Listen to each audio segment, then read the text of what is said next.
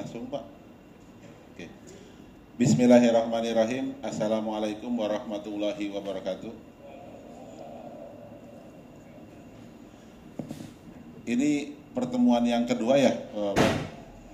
Terus terang saya tuh nggak mikir lagi ini Pak, mau balik lagi gitu. Beres ceramah udah kayaknya ibaratnya mah kan ceramah saya ceramah alam gaib ya Pak. nggak banyak peminat, udah deh saya mungkin nggak datang lagi. Ibaratnya mah kalau ceramah teh membosankan, tapi rada kaget juga tuh tiba-tiba dapat undangan lagi. Terus tadi ada yang menarik Pak, saya tuh berangkat dari rumah jam 10, kemarin berangkat jam setengah 11 aja nggak telat Pak, tapi jam 10 tadi udah telat. Sampai Pak Kusnadi menghubungi nih, padahal posisi di mana? Saya masih di Gambir. Terus saya akhirnya pakai doa pamungkas. Saya bilang ini, ya Allah, saya kan sedang menyebarkan ilmu Engkau. Saya tidak ada motif apa-apa. Yang berkepentingan kan Engkau nanti buat ilmu ini tersebar. Ya tolong sampaikan saya tuh sini jangan telat dan jangan permalukan saya gitu. Setelah itu Pak lancar Pak.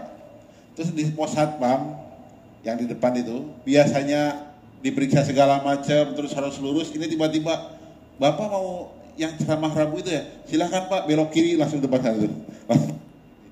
Oh berarti doanya mantap. Bapak nanti saya bilang itu sebenarnya ada satu konsep berpikir yang itu berlaku buat semua. Sebelum saya mulai, saya ucapkan terima kasih ke Pak Ketua DKM dan Bapak-Bapak yang istilahnya mengajak saya kembali ke sini. Nah Bapak-Bapak, saya akan sedikit berbagi cara bahagia di dunia akhirat. Terus terang, saya ini sekarang tertarik untuk mengajarkan ke Bapak Ibu semua, bukan ngajarin ya, berbagi. Mari kita sekarang tuh banyak berpikir hal yang gaib Pak, jangan hal yang nyata gitu. Kadang hal yang nyata itu membuat kita jadi putus asa. Tapi kalau kita bicara hal yang gaib, banyak hal yang tidak mungkin bisa jadi nyata. Nih, Bapak-bapak, manusia itu kan ada dua nih, terbagi dua. Ada jiwa, ada raga. Kalau raga itu makanan, pakaian, rumah, kendaraan, hiburan, handphone, laptop, dan lain-lain nih, kebutuhan raga nih. Kebutuhan jiwa, ibadah, keluarga, karir, pencapaian, solusi dan masalah, dan lain-lain. Kita sekarang ini berpikirnya itu kebanyakan kepentingan raga. Buktinya gini, mohon maaf, punten ya. Waktu di sekolah ditanya kebutuhan primer manusia apa? Sandang, pangan, papan. Betul? Nah, itu kan kebutuhan primernya raga. Pernah nggak dikatakan kebutuhan primer itu ibadah kepada Allah, ada nggak? Nggak ada kan? Jadi kita tidak pernah berpikir yang namanya kebutuhan primer jiwa. Makanya jiwa kita rata-rata sakit. Buktinya banyak orang Indonesia sakit jiwa. Ciri sakit jiwa apa? Sudah punya harta banyak masih korupsi. Ya kan? Yang korupsi 271 triliun itu yang terbaru, kira-kira orang miskin bukan? Enggak kan? Itu orang kaya.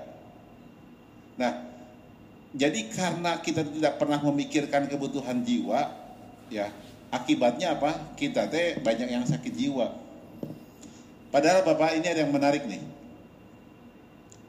Nggak apa-apa saya langsung ke sini ya, nggak apa-apa ya.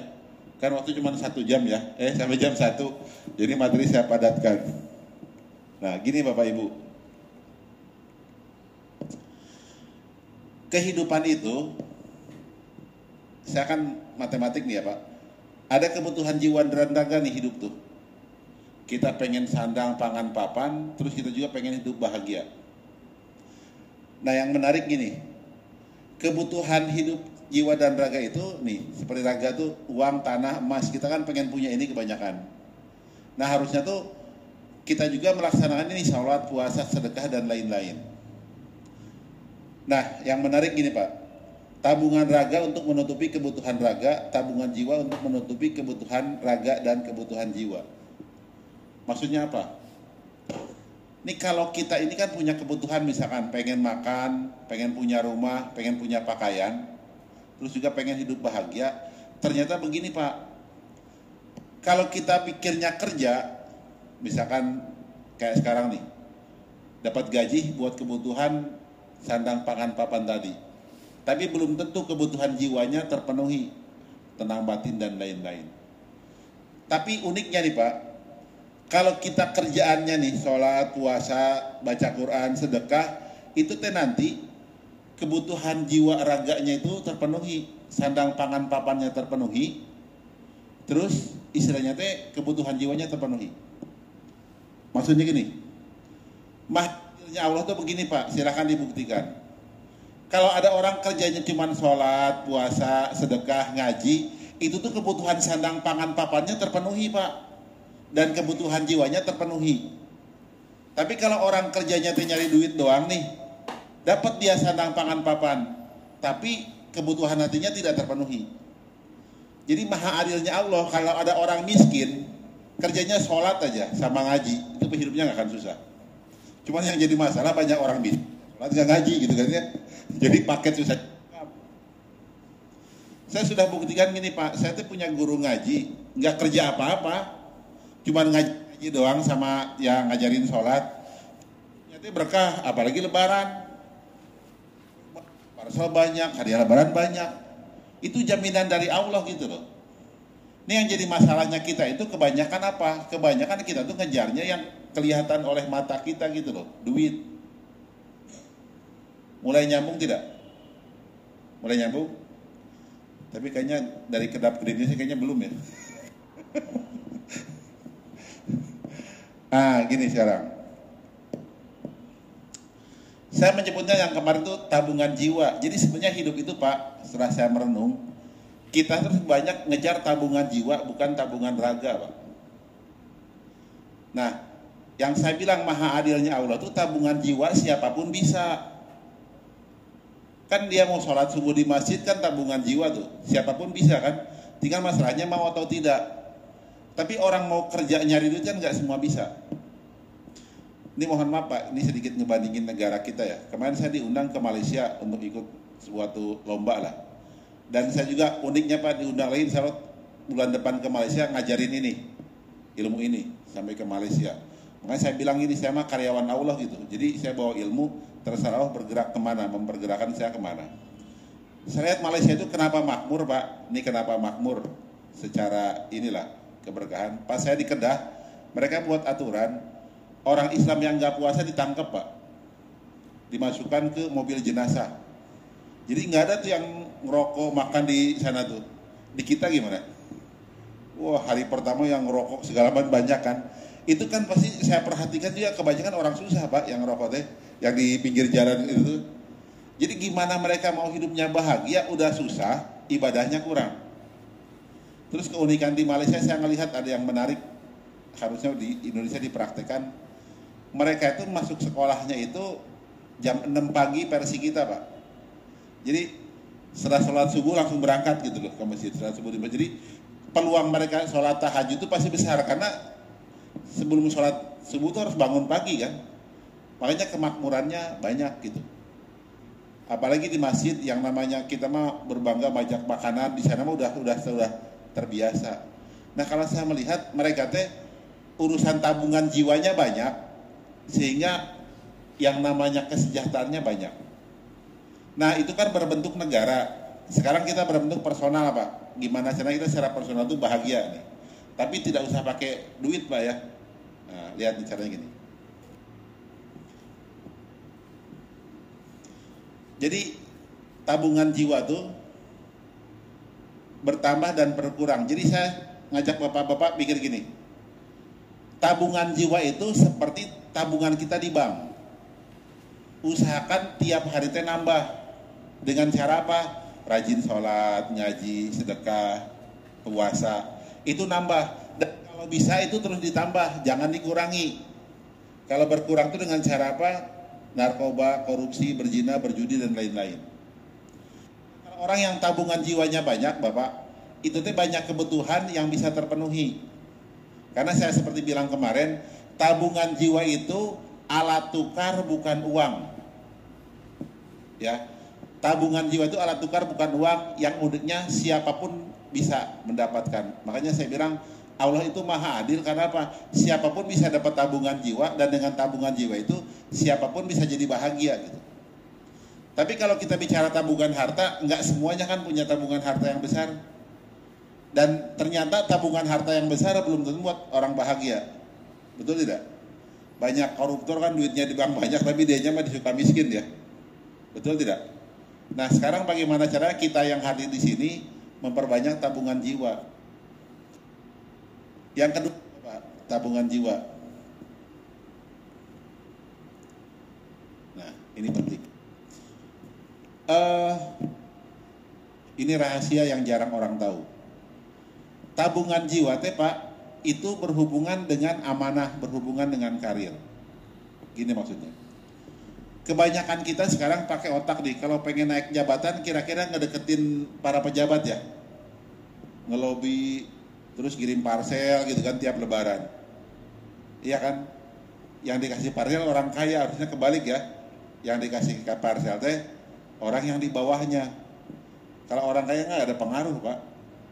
Karena apa? Karena kita pakai otak manusia nih, bahwa kalau kita pengen karirnya bagus, ya deketin orang kaya.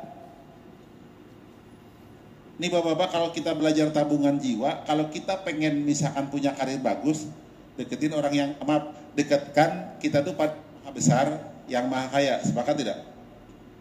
Nih. Sebentar, saya kecepatan nggak Pak? Enggak ya? Ini yang jadi masalah kalau yang 2 minggu lalu nggak ikut kayaknya nggak nyambung nih. Dia ngomong ke naon dia. Gitu kan? Ini Pak, ini sekarang cara berpikir alam gaib. Jadi bicaranya tabungan jiwa. Ini orang nih, ketika misalkan dia memulai karir kehidupan yang ibaratnya itu biasa saja. Ini yang kotak warna merah itu saya anggap adalah kebutuhan hidup. Kebutuhan hidup Pak. Kita teh di sini warna biru, berarti kita teh masih susah hidupnya. Kenapa? Karena kebutuhannya belum dipenuhi oleh si warna biru ini. Apa yang kita lakukan? Ini kalau versi suprarasional ya Pak. Kalau versi suprarasional tuh yang kita lakukan, tingkatkan iman, amal soleh, sama saling menasihati sehingga volumenya membesar. Kalau volumenya membesar berarti ini cukup Pak. Arti cukup tuh berarti kita sudah dalam tanda hidup berkecukupan. Nah kalau ibadah kita nambah lagi,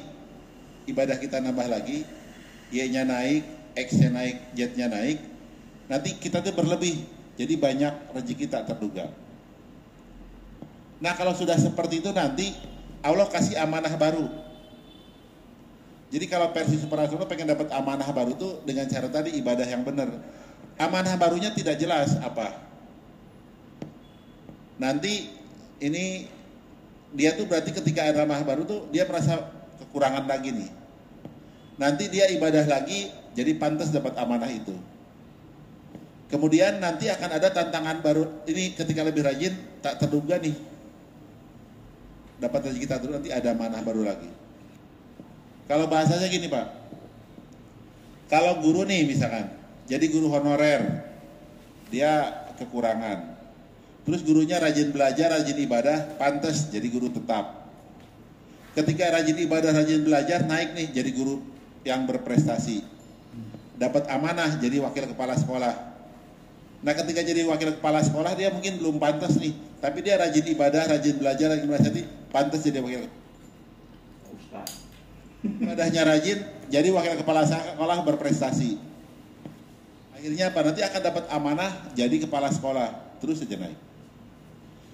Dan ini berlaku hukumnya, ini uniknya ini Pak, itu tidak hanya untuk yang di karir resmi, tapi yang tidak jelas. Ini contoh saya, ini mohon maaf, ini pengalaman pribadi. Ketika saya mulai menerapkan ilmu ini, saya tadi diundang kalau di tentara mah sama Dan Ramil, ngajarnya di Koramil, ngasih motivasi. Terus diundang lagi setelah makin itu di Kodim, undang lagi di Korem, yang pelatihan. Terus di Kodam, sambil ke Mabes Angkatan Darat, itu berproses. Sekarang ke Mahkamah Agung. Itu karena apa? Karena kita makin besar. Sama bapak-bapak juga. Kalau kita ingin naik karir, ya ingin naik karir, ya gunakan ilmu ini. Terus Pak, kalau misalnya saya cuma jabatannya, mohon maaf, security gimana? Itu pasti hukumnya. Cuman mungkin begini, misalkan kalau security-nya itu misalkan pendidikannya nggak mau nambah, kan berarti ke atas semua. Mungkin kelebihannya nanti bisa jadi Allah memberikan kelebihan dalam bentuk lewat anaknya yang jadi hebat gitu loh, yang mungkin posisinya jadi tinggi, atau mungkin bisa jadi minta doa terhadap posisi yang tadi. Karena ada kasus yang saya ceritakan ketika derajatnya tinggi, dikasih kelebihan ketika mungkin dia secara akademik kurang di hal yang lain. Mulai nyambung tidak Pak? Nyambung ya. Ini maksudnya kita bicara karirnya karir alam gaib ya. Jadi kalau misalkan Pak, saya mentok nih, misalkan kalau di sini mah saya nggak bisa naik lagi jabatan, mungkin Allah akan berikan dari sisi harta Pak, lebihnya tuh. Intinya pokoknya rezekinya masuk aja. Terus Pak, kalau hubungannya dengan sekarang karirnya teh misalkan ya, jadi pejabat tapi caranya nggak bener, gimana tuh? Kan ada ya, jadi bupati, jadi wali kota, jadi gubernur, caranya nggak bener. Mereka mah nggak berlaku hukum ini Pak, karena hukum ini yang pakai jiwa, mereka pakai akal. Ya kalau caranya nggak bener, kalau bisa masih bertahan. Tapi tadi ketika sudah tidak berkuasa, nanti dia akan dianiaya oleh penguasa selanjutnya. Kalau ini mah orang yang mau jalur langit nih Pak, insya Allah kalau dia dapat amanah tuh akan bener, tidak akan masuk penjara setelah itu. Tapi kalau yang tadi tuh yang jalur wali kota, yang jalur tidak benar mah banyak kan kasus masuk penjara ya. Kali ini nyambung Pak. Nah, ada yang menarik nih Pak. Di surat At-Tolak ayat 2 dan 3 nih, barang siapa bertakwa kepada Allah, niscaya dia akan mengadakan baginya jalan keluar dan memberi rezeki dari arah yang tidak disangka-sangka. Nih saya mau nanya sekarang, siapa yang punya masalah seperti kemarin ajukan tangan? Saya doang ya? Nah gini Pak, itu dapat menyimpulkan ada yang menarik kalau kita punya masalah. Gini Pak caranya, ini kan masalah. Jadi dikatakan barang siapa bertakwa kepada Allah, niscaya dia akan mengadakannya bagi berjalan keluar dan memberinya rezeki dari jalan tidak disangka-sangka. Ini masalah. Jadi caranya cukup bertakwa Pak. Jadi begini beres. Terus bertakwa caranya gimana Pak? Mohon maaf. Gimana supaya bertakwa?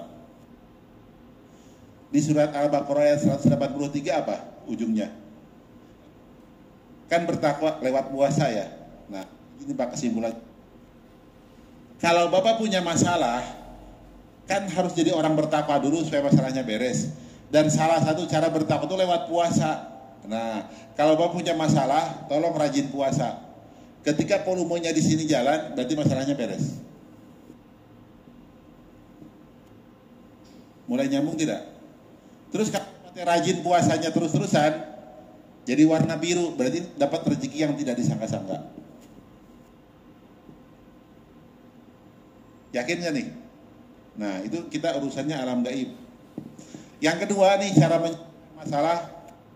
Saya udah belum 2 minggu lalu bicara tentang mengingat Allah. Gini Pak caranya nih. Ini pakai logika matematika. Kan ada hadis Nabi yang mengatakan dalam diri ada segumpal daging ya. Jika segumpal daging itu baik seluruh jasad, jika segumpal daging itu buruk, buruk seluruh jasad. Ketahuilah itu adalah kolbu ya. Gini Pak logikanya. Ini cara yang kedua kalau kita menyelesaikan masalah. Sebelumnya sepakat tidak kalau kita mengingat Allah tuh? Sepakat? Jadi gini Pak yang kedua nih, hubungannya nih. Kalau kita punya masalah, hati tidak tenang ya? Betul tidak? Jadi kolbunya rusak gitu kan, tidak tenang kalau kita punya masalah nih. Kalau kita tidak punya masalah, hati tenang kan? Baik. Jadi cara menyelesaikan masalah yang kedua nih, masalah yang kedua adalah dengan cara begini. ini punya masalah, hati tidak tenang. Kita mengingat Allah, zikir, masalah pasti beres. Jadi cara yang kedua tuh kalau kita punya masalah, ya banyakin aja zikir, hati jadi tenang, masalah beres. Contoh tadi, saya tuh tadi punya masalah, bakal telat datang ke sini. Terus saya pakai doa tadi sama ilmu yang sekarang. Saya banyak zikir aja, Pak. Ketika banyak zikir, hati saya tenang. Saya menyimpulkan, pasti nggak akan telat, pasti beres deh. Udah, hati tenang. Jadi nanti, Pak, yang paling efektif kalau kita punya masalah yang nggak bisa dipikirkan pakai akal, puasa dan zikir kalian. Beres. Dan ada lagi yang sangat tepat. Di 10 hari terakhir bulan Ramadan ini, kan dianjurkan itikaf, betul? Nah, di itikaf itu kan sedang puasa kan Bapak? Terus zikir kan? Biasa, betul? Tolong pas ke masjid bawa daftar masalah.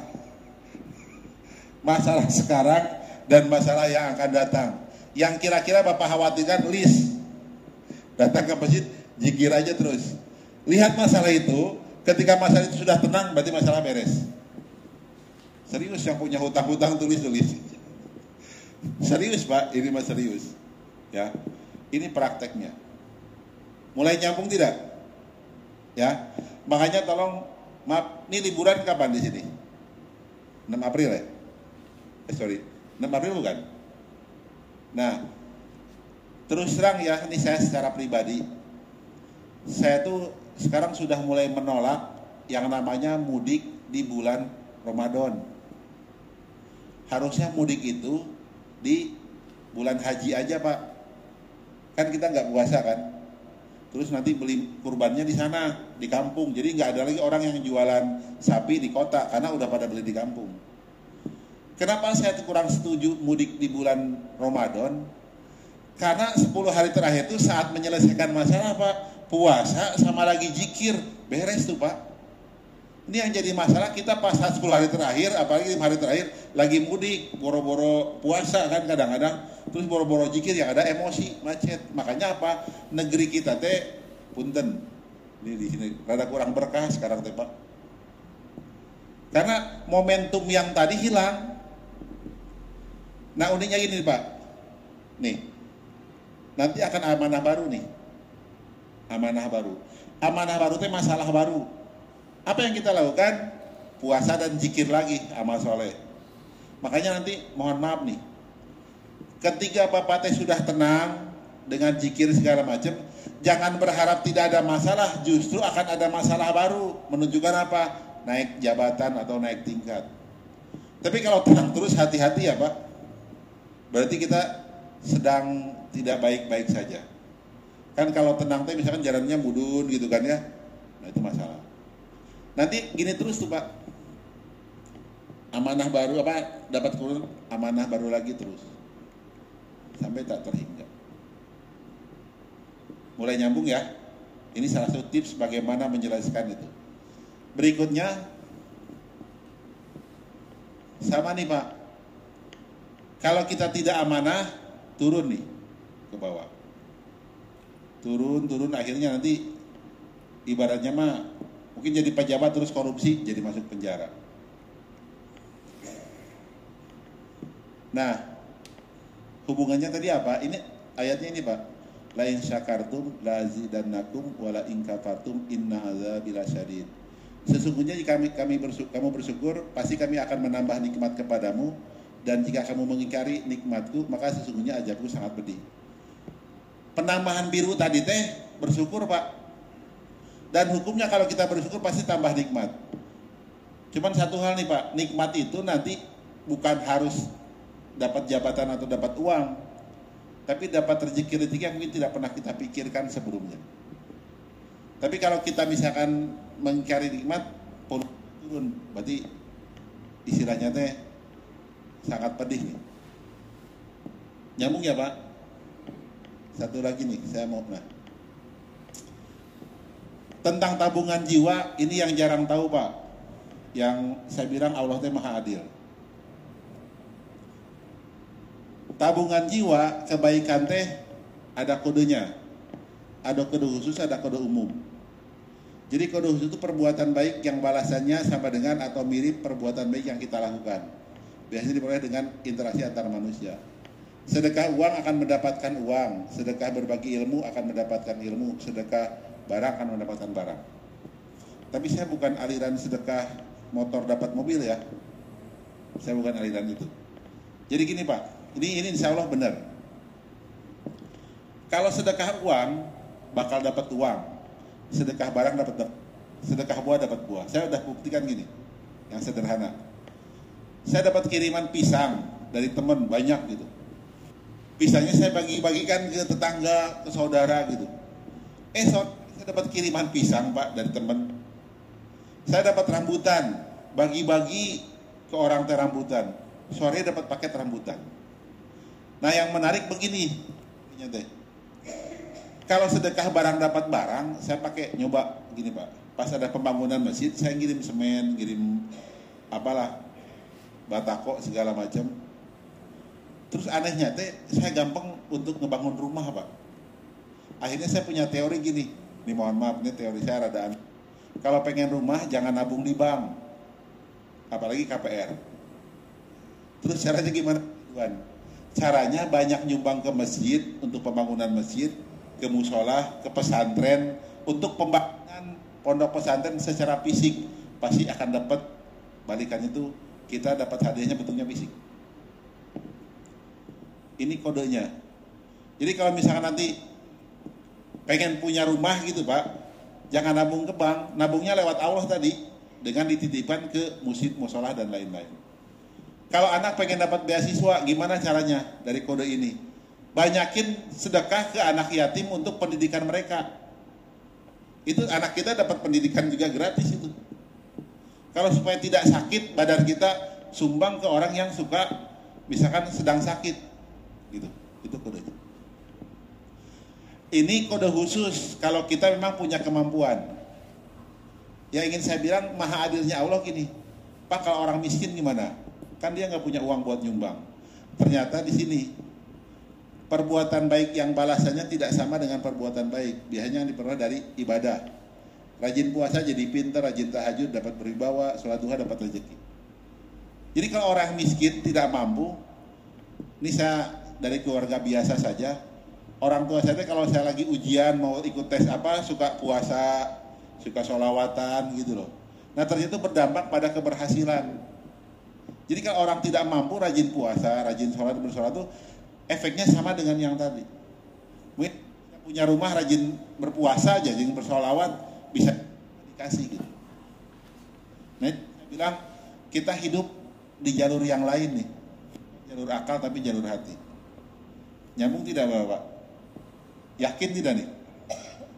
Saya sih ngerasa yang hadir di sini yang nih, karena hati saya berbisik begini.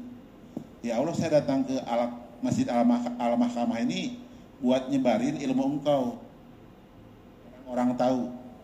Dan ini mempraktekkan ini Bapak Ibu. Terus ada satu hal yang menarik ini. Kalau Bapak-Bapak pengen sesuatu yang belum tercapai, lihat polanya aja. Sok, nanti silahkan boleh nanya ya, boleh nanya. Contoh gini misalkan ya, saya kebetulan dulu ya suka mengumrohkan orang gitu. Jadi karena kita suka mengumrohkan orang, ketika kita ingin ke suatu tempat yang tidak mungkin kita lakukan, Allah akan bantu. Nah, sama juga nih kalau kita misalkan pengen posisi jabatan tertentu, sekarang tuh tolonglah orang untuk mendapatkan posisi yang orang-orang tersebut inginkan, bukan pasti kita akan Allah bantu untuk mencapai posisi yang kita inginkan. Hukumnya hukum pola aja Pak. Tolong orang lain pasti Allah akan nolong kita. Zaman sekarang kan kebalikannya ya, kebanyakan. Kalau bisa juga orang lain.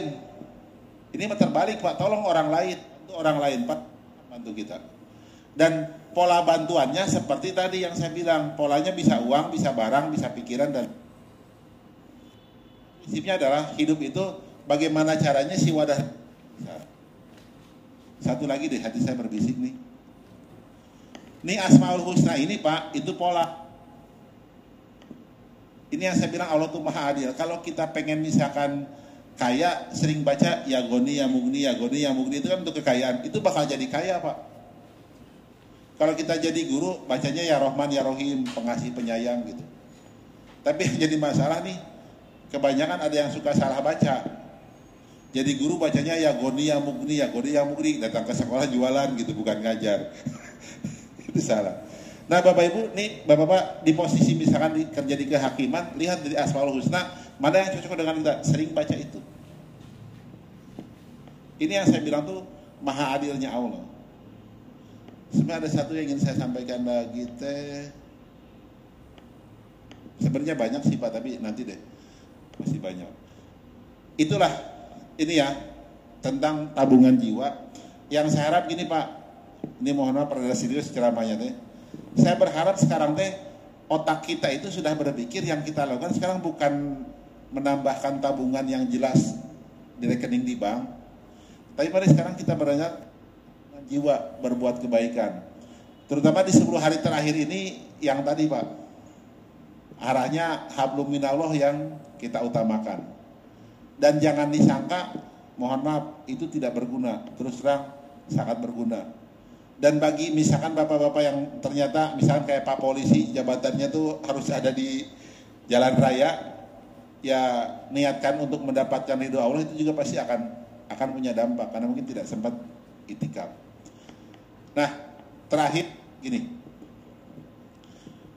saya melihat Pak beberapa negara besar atau negara yang makmur itu ternyata kadang-kadang bukan karena pinter orangnya Pak. Karena mereka teh memperbanyak tabungan jiwa. Ini ngomongin sederhana lagi nih. Arab Saudi yang dulu lah ya, itu kan makmur ya orang-orangnya. Padahal kalau mungkin dari segi kepintaran, kebetulan kalau misalkan karena suka bawa anak olimpiade matematik, kalau lomba teh jarang menang Pak, Arab Saudi teh. Tapi kenapa makmur di sana teh? Karena kalau sholat itu kan pas azan langsung sholat. Saya pernah pas ke Mekah itu, pas di imigrasi, pas azan Pak, pada sholat aja petugasnya kita menunggu aja. Jadi benar-benar tuh dalam hal mengutamakan sholatnya itu utama. Jadi secara tabungan jiwa mereka itu besar, makanya rezekinya gampang. Kalau kita gimana kira-kira urusan sholat? Banyak yang mengabaikan kan ya. Itu makanya saya bilang, mari kita rubah cara berpikir kita. Awalnya orientasi pada otak yang ujungnya dunia materi.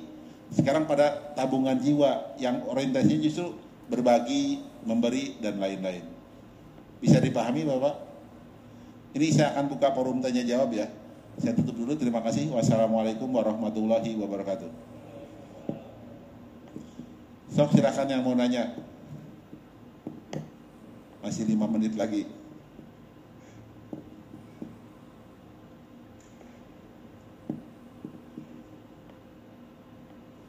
Paham? Yang jelas ini loh Pak, ini ilmunya ilmu lakon lah Pak. Ilmu lakon ini. Kalau Bapak tidak praktekkan, ilmu ini gak kerasa. Tapi kalau praktekkan pulang dari sini, misalkan nanti malam itikaf, langsung bawa daftar menu masalah gitu. Sok, laksanakan. Dan rasakan bisa jadi masalah yang silakan Pak, mangga.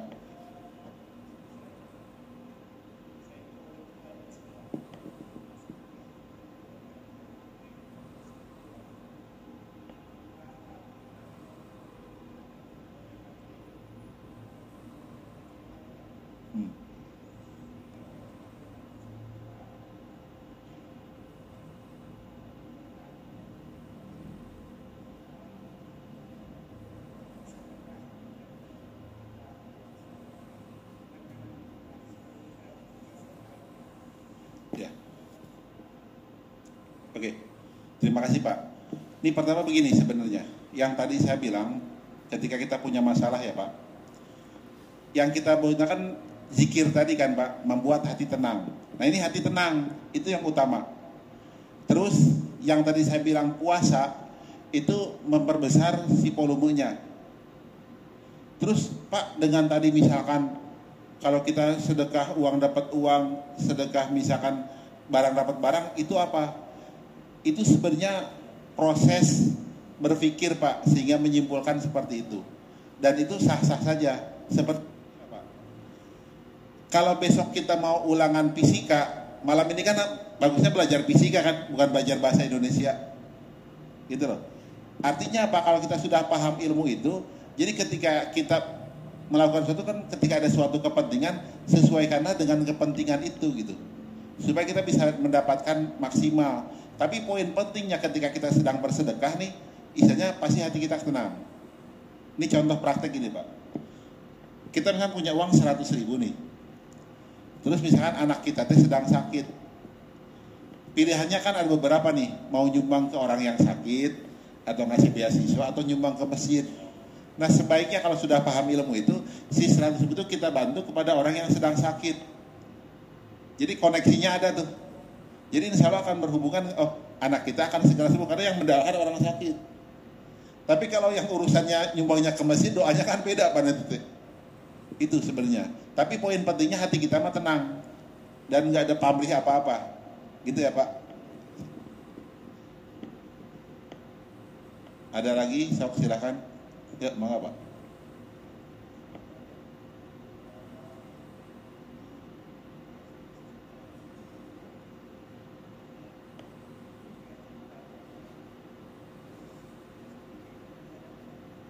Ya.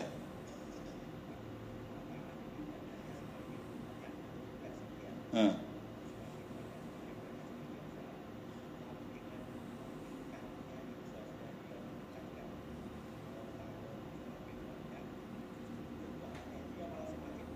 Ah.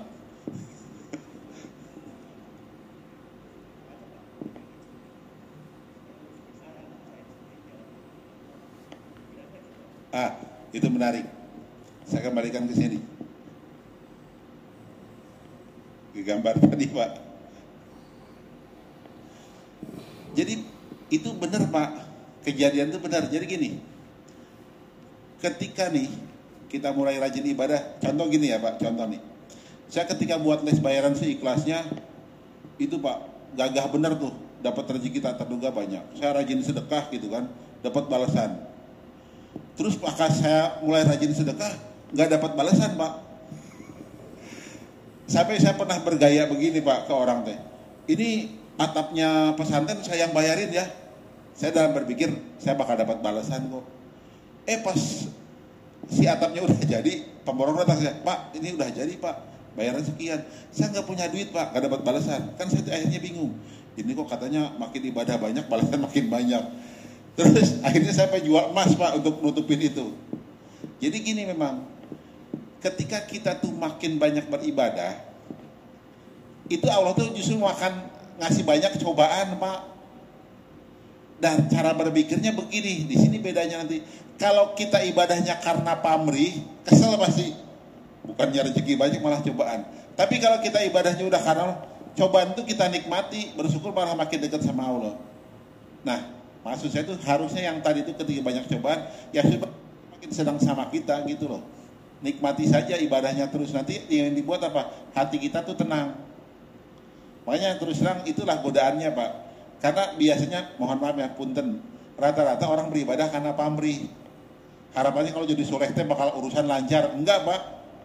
Karena hukumnya gini, orang tuh ketika sudah makin soleh, akan ada amanah baru atau ujian baru.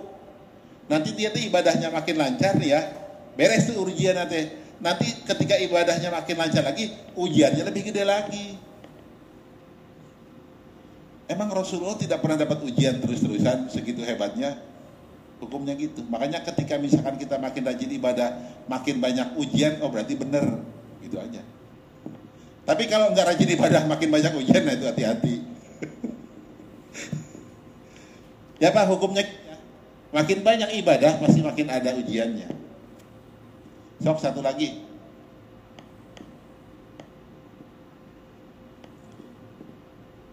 Cukup ya.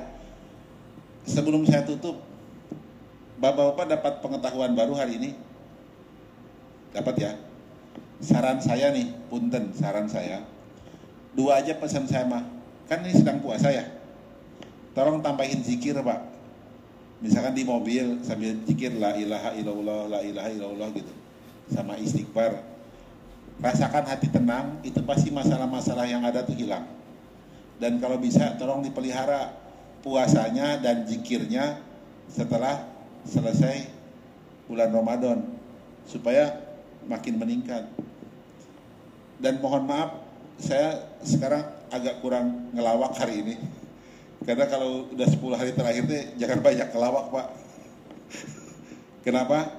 Harus banyak merenung, berzikir. Karena kehidupan itu kita nggak tahu meninggalnya kapan. Salahnya kita apa?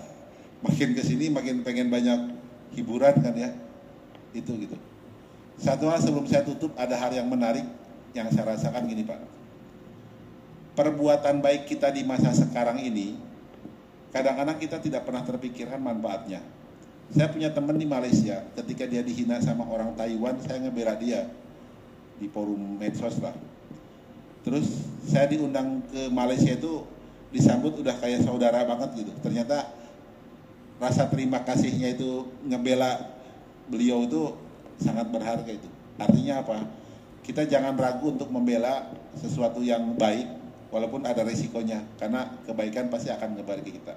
Itu saja, terima kasih. Wassalamualaikum warahmatullahi wabarakatuh.